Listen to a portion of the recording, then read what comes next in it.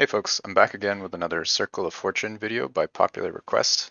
I really appreciated all the support you guys have given me over the last week, so please continue to hit that like button and subscribe to let me know this is the kind of content you want. It does take a big chunk of time to put all the math and spreadsheets together. Before I jump into the tier list, I'll outline how I'm ranking these lenses. The idea of prophecies is to convert favor into something useful for your characters. A good lens will always significantly increase the amount of items you get per favor spent, either through reducing rerolls needed or increasing the yield per prophecy, which are both two sides of the same coin. To put this together, I have been cataloging all of the prophecies and also doing some math on how cost effective each lens is depending on what you want. I'll go over this after the tier list, so if you're interested in that, stay tuned. Otherwise, let's jump into it. I'll start with the lenses that block conditions. So this is going to be a little bit controversial, but the monolith blocking lens can actually be useful in some scenarios. So this lens specifically is the only one that blocks two types of conditions. So monolith will block monolith itself and also high corruption.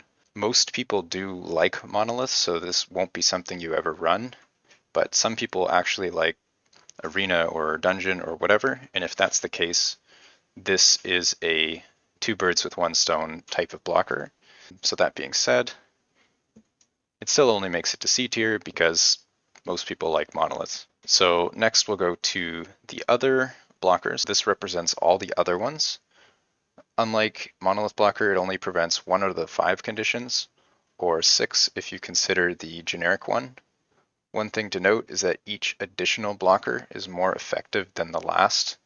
For example, if you are big into arena, you could block monoliths, dungeons, and campaign, and then you'll only get arena in generic conditions. So you won't see anything you don't want. That's not the case for most players, like I said, because they run monolith, but that is an option. So this one's a D tier. Set items. So in the current state of the game, most set items are bad, and even if your build uses them, you probably only need one set, since there's no LP to farm for or anything like that, and by the time you make it to endgame, there's a good chance you might already have your set anyway. This one has to be F tier. Next, we'll move over to the 2x uses lens. As I said in the beginning, the goal of a good lens is to increase the value you get per favor spent, while the other lenses work by increasing the chance of finding a given prophecy. This one just cuts the amount of prophecies you need in half for a given amount of items, making it universally good. That would already make it one of the most cost-effective lenses in the game, even if it doubled the favor cost, but it actually doesn't. It's only a 1.8 times multiplier, which makes it even better. It's an easy S tier. 2x quantity, it's pretty much the same, similar benefits as the double use lens, except instead of completing objectives twice, you just get the bonus immediately. So the trade-off is that it's a little bit more costly than the double use, but it's still pretty much just as powerful. Uniques we'll go over next. Unique is pretty powerful because we don't really have many other sources to get a lot of uniques other than COF. Echo rewards only give one at a time. Events like Mage Chest might give one. Pretty much nothing else in the game gives a lot of uniques, so you'll probably be wanting to target them pretty significantly. This one is similarly powerful as the type lenses, like specific jewelry or armor or stuff like that, assuming that you're interested in a unique of a specific type. But if you want multiple uniques, for example, I've been running for chest pieces and helmets of unique for Exsanguinous and Bone Clamor, and I've been using this a lot. It's been very powerful. This one goes into B tier. Exalts we explored in the previous video. What was interesting was that rares actually gave more exalts per favor spent than the exalts, thanks to the 25% chance to convert rares into exalts by Circle of Fortune rank 8. If you do want exalts, you're probably better off taking the lens for the specific type you want rather than exalt itself, and then prioritizing rares, which will help you minimize the favor wasted on rerolling. But this one is going to have to be a D tier. Jewelry. So this one represents any of the 3 jewelry lenses. The accessory region has the smallest pool of prophecies, so you probably won't have that hard of a time getting what you want anyway, but these lenses still help and you need something to fill the spot with. If you want a specific unique, you could probably run the unique instead. This only gives a 10% boost versus the 15 of the unique, even though there are more uniques than any given jewelry type, it's still probably better. If you want multiple different types of uniques, then run the unique. That being said, it still gets a B tier. Armor will do next. It's pretty much the same story as jewelry.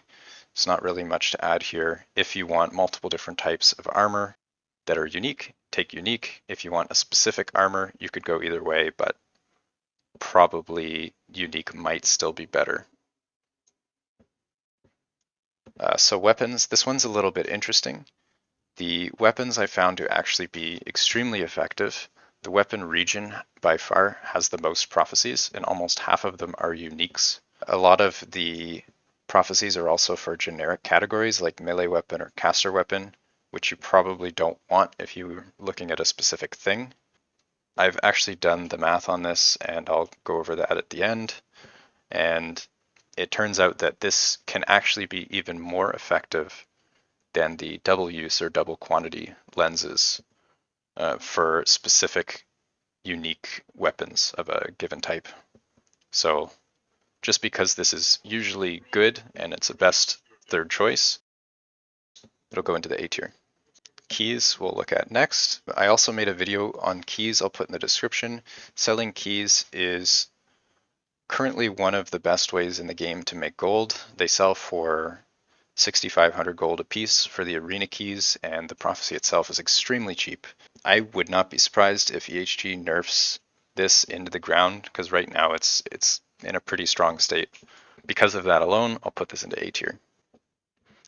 Idols is another interesting one.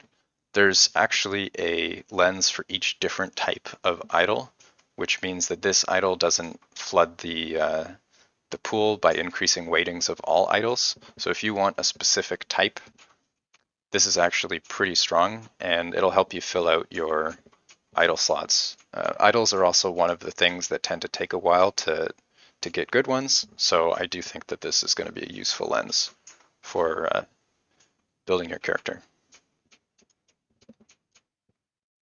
Next we'll look at runes.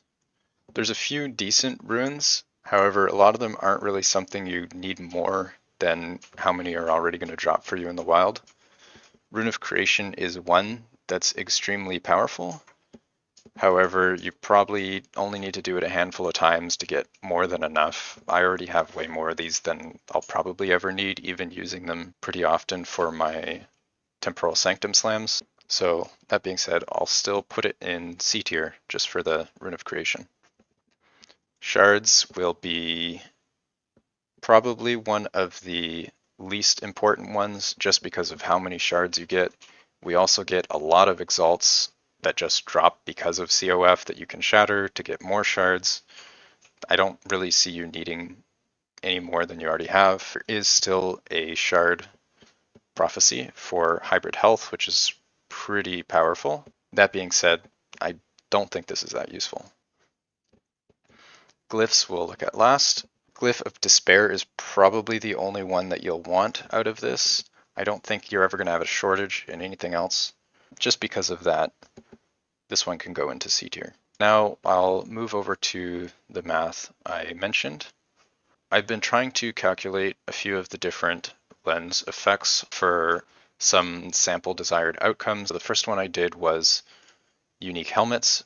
I wanted something in the armor region to get an idea of how it works with either the unique lens versus the type lens as a comparison, and then also calculating the effectiveness of the blockers and the double use, double quantity lenses.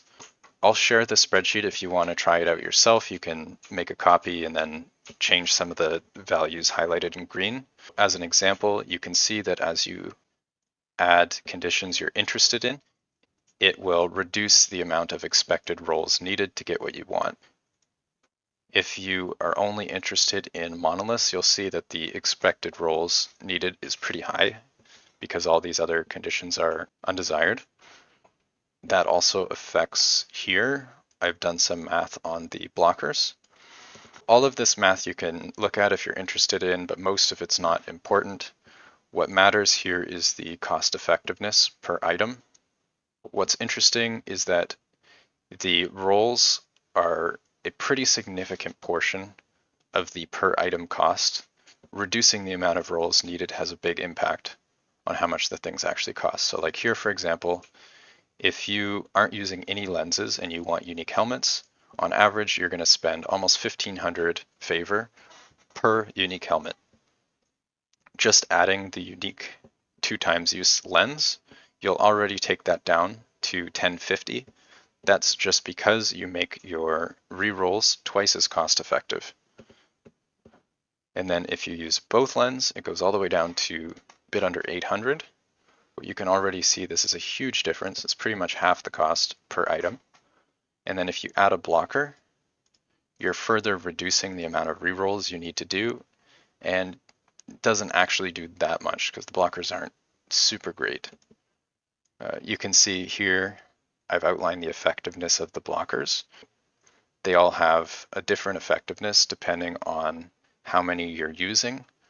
So once you use 3 blockers, it's very effective, but then the problem is now you're using 3 blockers and you have no double use, double quantity lenses. So that's probably never going to be useful. But back to here, this outlines what to do with the third lens, assuming that you're using the double use, double quantity, because they're always the best. Whether you want to use either here is rarity and here is type, you can see that the favor cost per item is extremely similar. So if you want a unique helmet, it seems like it doesn't actually matter. But if you want a unique helmet or a unique, say, gloves or a unique chest, then it's definitely better to use the rarity lenses. Also, here was another really interesting thing I highlighted.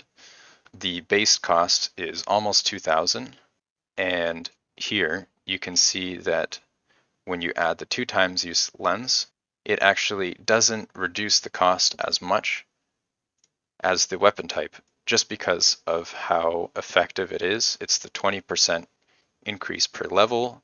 There's a lot of options in the pool. The initial chance here is extremely low. You'll almost never see daggers without the lens, specifically unique daggers.